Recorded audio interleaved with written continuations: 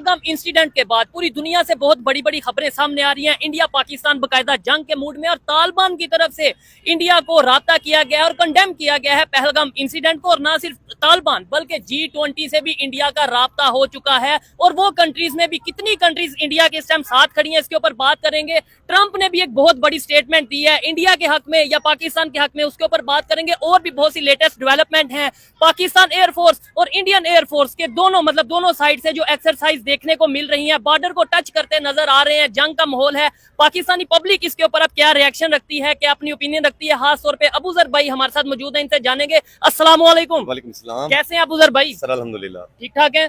क्या कहना चाहेंगे इस टाइम जो एक माहौल बन चुका है, जंग का माहौल है और बहुत बड़ी बड़ी खबरें सामने आ रही हैं। इंडिया के लोग तो भरे पड़े हैं गुस्से से कि हम तो बदला लेंगे और जल्दी अटैक करेंगे। कब अटैक, ये क्या पॉसिबल है नहीं है इंडिया के लिए, पाकिस्तान के लिए?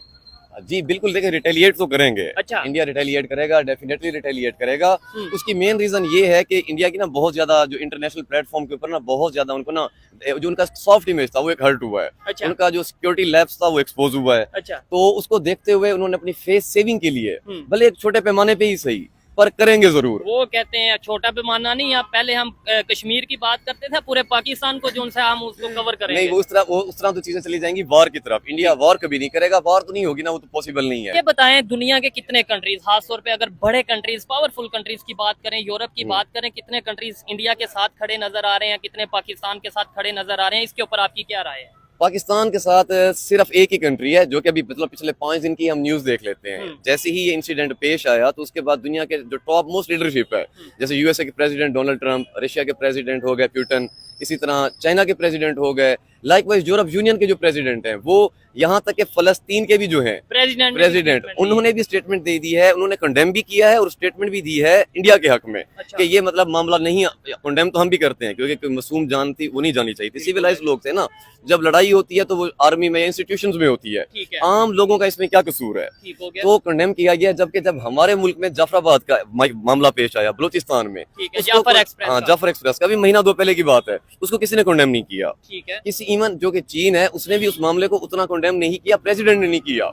एम्बेसी से शायद हुआ हो तो कंडेम हुआ हो। तो यहाँ से ये भी देखा जाता है कि जो पाकिस्तान की फॉरेन एक है सिचुएशन है, उसमें पाकिस्तान आइसोलेटेड है और इंडिया बहुत स्ट्रॉन्ग है।